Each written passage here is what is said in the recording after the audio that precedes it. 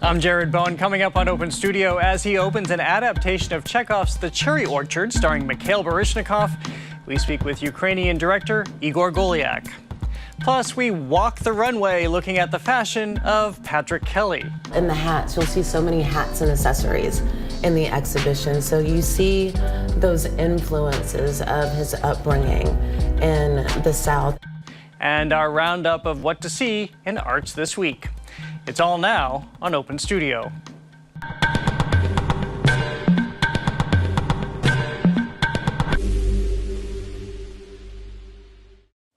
First up, director Igor Golyak. His Arlekin Players Theatre is based in Needham, now a world away from his native Ukraine. I spoke with him before he headed to Moldova to help refugees of the war in Ukraine. And just as he was launching a tour of his off-Broadway hit, The Orchard, starring Mikhail Baryshnikov. It's on stage now at the Emerson Paramount Center. And I spoke with Golyak at our studio at the Boston Public Library. During the pandemic, Igor Golyak exploded what our notions of theater could be, turning Arlekin Players Theatre, a fringe theater company in Needham, Massachusetts, into one of the most innovative in the world. His journey here, though, is a familiar one. He is Jewish, he is from Ukraine, and he was a refugee, making his way to the United States with his family when he was 11. The story of refugees escaping war is one that he has told often in his work. Now he's leaning heavily on his fellow artists to help refugees who have escaped the humanitarian crisis in his native Ukraine. Yesterday, someone sent me pictures that I'm attaching of a black box theater in Kiev, which has been turned into a shelter. It looks just like our theater here. This could be us. This is us. I'm sending a message from our theater to your theater, a message of hope. We are with you. We stand with you. We are against Putin's war. I caught up with him before he left for Moldova to work with families fleeing the war. Igor Golyak, thank you so much for being with us. Thank you so much for inviting me. So, just to start, you were born in Kyiv. Your family came here from Ukraine. You started an organization, Artists for Ukraine. What are you doing?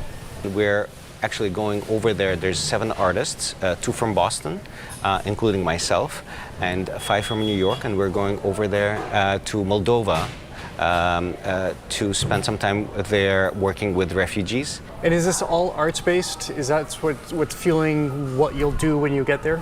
Yeah, it's all art-based training. There's drama therapy, there's music therapy. But how do you use art? What is art therapy, especially when you're working with refugees who've just seen immeasurable horror?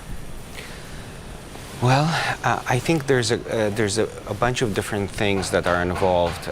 Some are giving them tools for survival and for coping with the trauma that they had faced and that they carry with them, and also a hope for the future, a way to connect these people together and give them hope and support them. I read an interview with you where you said something, and we'll make sure it's true, but something I hadn't heard people say, that art isn't necessarily a solution. You often hear that art will save our culture, especially in really difficult times such as these. Are you skeptical in that regard? It's very difficult for me to say what it actually does it change people, especially with what's happening in the world right now. With what's happening with the country where I grew up in Ukraine, there's a huge internal conflict because I got my education in Russia. I'm originally from Ukraine, and when one to say art saves the world, where I saw the art that was happening in Russia, and I'm from Ukraine, and Russia is doing just horrific things in Ukraine, and it didn't help. So help me understand here, is it hard to reconcile the art that existed in Russia with what Russia is doing right now? Yeah, because if art could save the world, or if art could really change what Putin is doing, And it's not changing with the direction of this war. And it's not changing the direction of this war. So, maybe I need some time for this to pass, to actually have some distance to be able to understand how do I reconcile those things. So let's talk about what you're doing here with Arlekin Players Theatre. One of the first pieces you presented in this moment of worldwide conflict is The Orchard, based on, of course, the Chekhov play. What was the impetus for that? Well, we actually started with, during the pandemic, we started with State versus Natasha, which was the first experiment in virtual theater, and whatever that is, virtual theater, digital art. Natasha, you're the baddest damn chick on earth. Would you marry me? He's mine, he was mine. I had no intention of giving him away, and that she comes and won. And then we had Jessica Hecht and Mikhail Baryshnikov come to see the show virtually on Zoom, and we started talking to them. I started talking to them about the possibility of doing Cherry Orchard, and then we met. We did we did a fully virtual version called Chekhov OS on Zoom, where Baryshnikov played Chekhov. В голове пьеса уже готова. Называется «Вишневый сад». And it was filmed in green screen studio with live actor and audience interacting with this live actor, choosing scenes and so forth. We continued this experimentation now with The Orchard, which is a hybrid, which is it has a live in theater production and also a virtual production that informs the live and in theater experience. You are so singular in the way that you did this during the pandemic. So many people tried to figure out how to be digitally present during the pandemic, but you took it to a different level. So the job of a director is to come into a space, analyze the space. What are the advantages of this specific space that are not present in a different space? So what are the advantages of a virtual space? What does that give us? What can we play with? And it's just kind of the way of thinking that I've always used in all of my productions. And it just, the place of action of this production was virtual. So for me, nothing changed. And is nothing off limits? Is it boundless when you enter the digital realm, the virtual realm? It is boundless, and that's why it's so difficult, because you actually don't know. We're just discovering the things that affect people. Like we know in a real theater, how can we affect people? We can affect with lights, we can affect with music, we can affect how we position the audience members, where the stage is, where the actors are, blocking in 3D space. A lot of those things, tools that you could use to affect, are taken away. So what are the tools that you could use? For example, immediate interaction with the audience. Like you could put something in a chat and the actors can see that. That doesn't exist in a live theater production. So what other advantages of that space, be it virtual or at a train station, that exist during that time, here and now?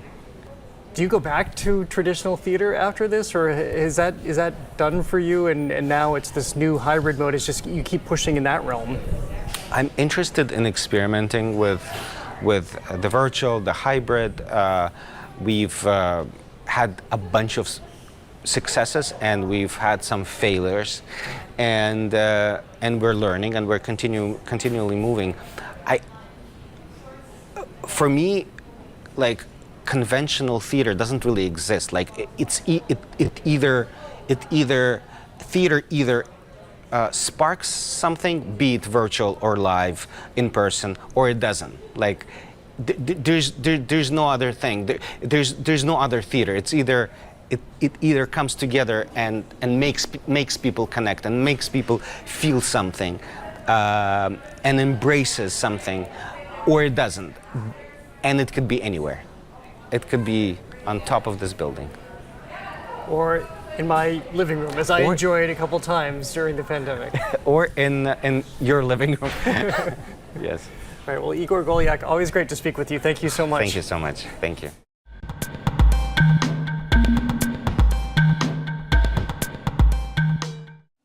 Designer Patrick Kelly overcame so many barriers to make a splash and a name on the fashion scene. His work and life are part of a retrospective on view at the Peabody Essex Museum. With the show wrapping up this weekend, we're revisiting our trip down the runway of love. Thank you for meeting us here. Thank you for having me, Jared. Good to see you. So tell us, who is Patrick Kelly? Patrick Kelly is and was a visionary with his ambitions for self as a fashion designer. Born at the height of Jim Crow in Vicksburg, Mississippi, made his way to Atlanta, but most importantly, and what we see in the exhibition, is that trip that he took to Paris, where he became an expat and never looked back. And a fashion star. And a fashion star, and still a rising star. Well, let's meet Patrick Kelly in his own clothing.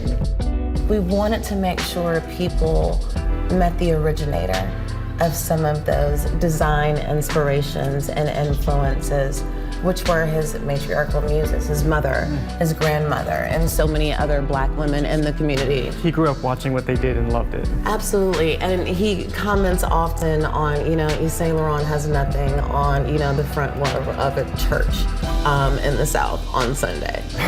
Because it was filled with high style. Absolutely filled with high style, and the hats. You'll see so many hats and accessories in the exhibition. So you see those influences of his upbringing in the South. And I mentioned that, no, maybe he never came back, but it never left him. And we see these beautiful overalls that people look at as something that is sort of domestic workwear, if you will. And it does harken back to, ideas about working in fields and slavery and that upbringing in Jim Crow South. But it's also a sense of authenticity and this reclamation of self and this unabashed, unashamed, unapologetic presence that he had as a Black man from the South.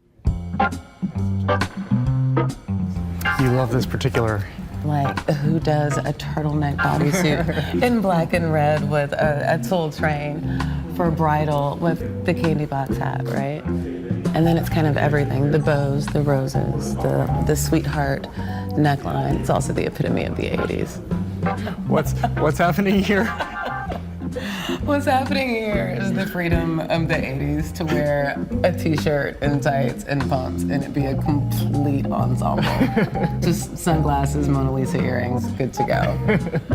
But I mean, it's a nice way to kind of get to know Patrick Kelly too.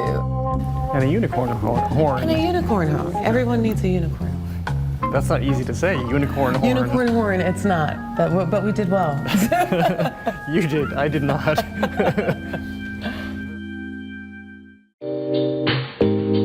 He worked 24/7 from what I understand. Absolutely. What do you make of that work ethic? I mean, he comes from the South.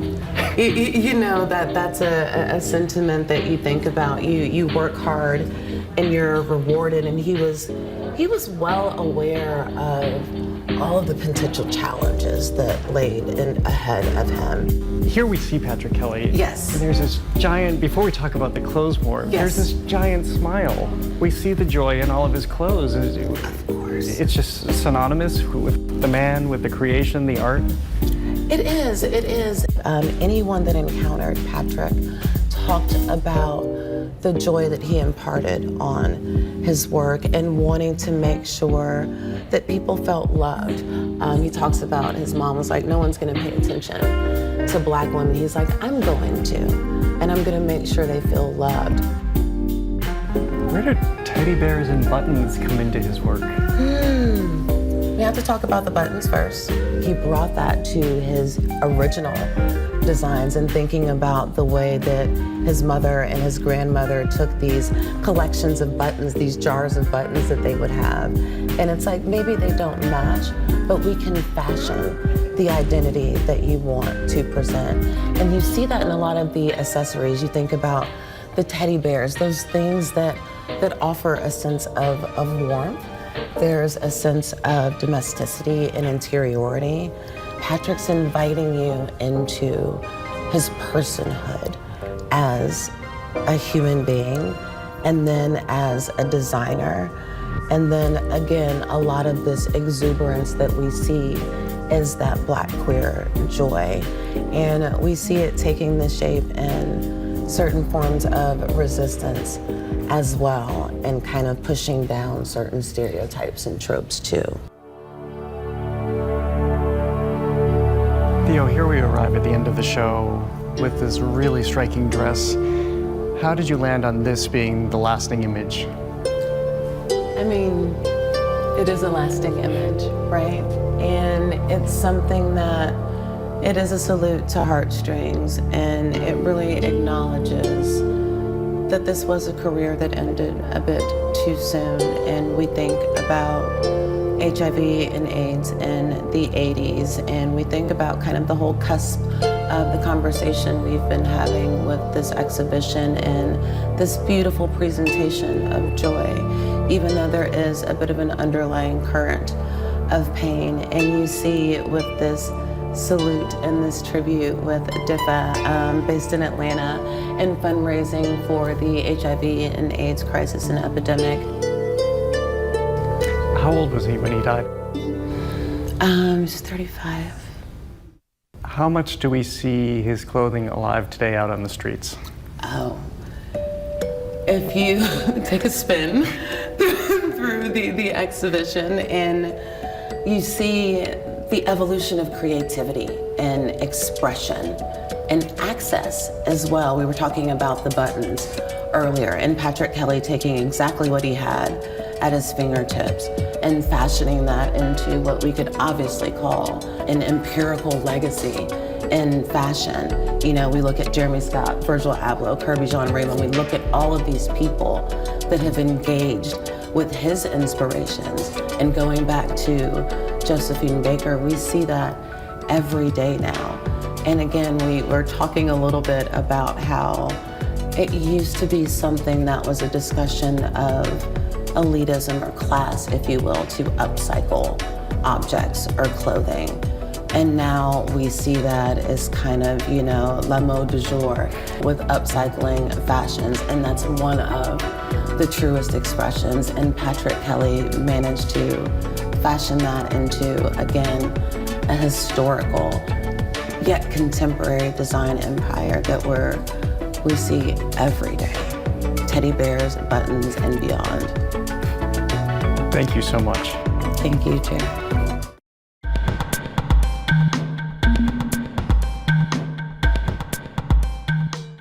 It's time for Arts This Week, your download of the latest arts and culture events in and around Boston. Boston has come into its own as a public art city. Each of its neighborhoods now punctuated in artistic moments, from show-stopping murals to sculpture waiting to catch your eye. Public art creates identity. Yes, we can delight or be moved by what we see, but we also know that there's an artist or a group of them sharing a story, a perspective, or maybe their hopes for the community. Think of it as a conversation. There's now such a proliferation of public art that digital artist Julia Swanson has crafted the Art Walk Project, a guide introducing us to art populating 6 neighborhoods, including East Boston, Chinatown, and South Boston. It features maps, titles, and artist names. Her charted tours are free and self-guided. There was a time not all that long ago when I yearned for Boston to be a public art destination like Chicago or New York. Now, with public art increasingly woven into the city's fiber, it appears we may have arrived at our destination, or hopefully the first of many stops.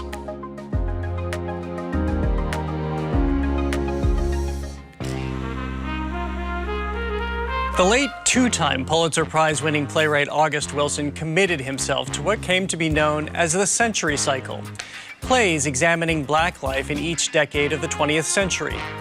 The second work he wrote in that series is Joe Turner's Come and Gone, and there is a magnificent production playing now at the Huntington Theater. Tell me about them bones here, Loomis. Tell me what you done seen. It takes place in a Pittsburgh boarding house in 1911, a time when Black men and women are free, but the ravages of slavery and the insidious ways it still creeps into society are present. Wilson's boarding house setting is wonderfully rich, There is a community of regulars, family really, who love to spar and joke and be introspective. But the community's energy churns with every newcomer, toting their literal and metaphorical baggage. Chief among them is Harold Loomis, who arrives with his young daughter. He is bent and brooding, carrying a deep darkness, or as one of the other boarding house denizens describes, he's a man who forgot his song. Wilson's portraiture is exceptional as we move deeper into each boarding house character, watching as they, with their disparate backgrounds and personalities, bang and bond together. The Huntington production is a stunner, charged with electricity as the layers of Loomis's past are revealed to us. When it arrives, that revelation is an emotionally explosive one. At its core is actor James Millward. His nuanced, mysterious, and raw performance of Loomis is one I will likely never forget.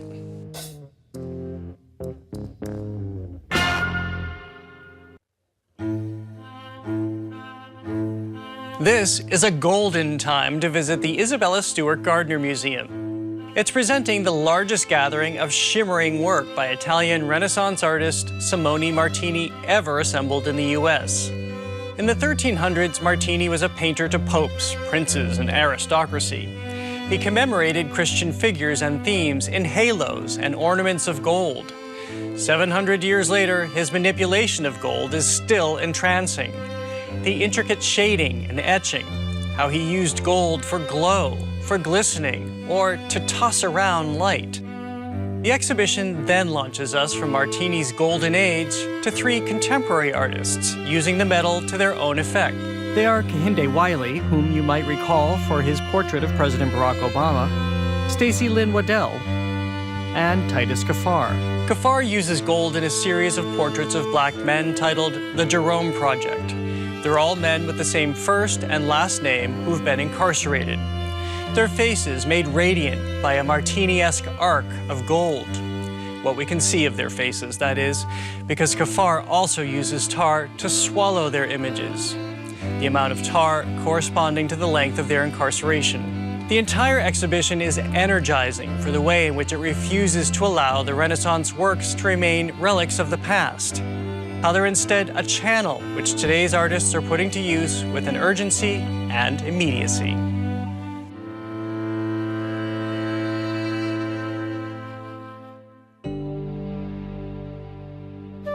This has been an era in which we're re-examining history, recognizing the stories and people whose lives, work, and contributions have frequently been excluded.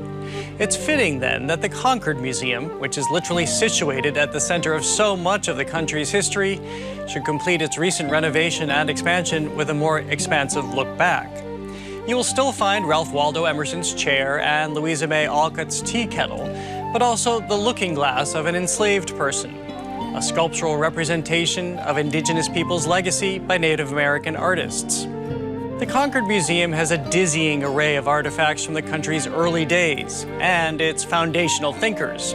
The clock that kept time during the shot heard round the world, which still chimes. New period rooms and a fascinating look at Concord's second revolution. People like Frederick Douglass eyed Concord's conclave of thinkers as a bastion for the abolitionist movement. It might be a cliche to say that history is alive here, but at the very least, it is revived.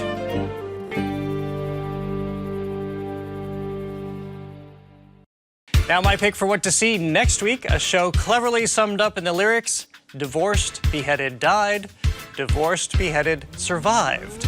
Six, the Tony-winning musical about the 6 wives of Henry VIII, opens at the Emerson Colonial Theatre, and in the guise of pop stars, these queens have a lot to say. This is your Arts Download. I'll see you back here and at 6 next week. And that is all for this edition of Open Studio. Next week at the Isabella Stewart Gardner Museum, artist Titus Kaphar brings us The Gilded Cage, using gold to shine a light on the men behind bars. As always, you can visit us online at gbh.org/openstudio, and you can see us first on youtube.com/gbhnews. Remember to follow us on Instagram and Twitter at OpenStudioGBH. I'm at the Jared Bowen. Before we go, every Friday, Jim Browdy and Marjorie Egan offer up live performances on Boston Public Radio. So we leave you now with cellist Leo Iguchi. He's commissioned works by immigrant and first-generation American composers tackling the question, what does your Americanness sound like? This performance was composed by Kareem Rustam. I'm Jared Bowen. Thanks for watching, and we'll see you next week.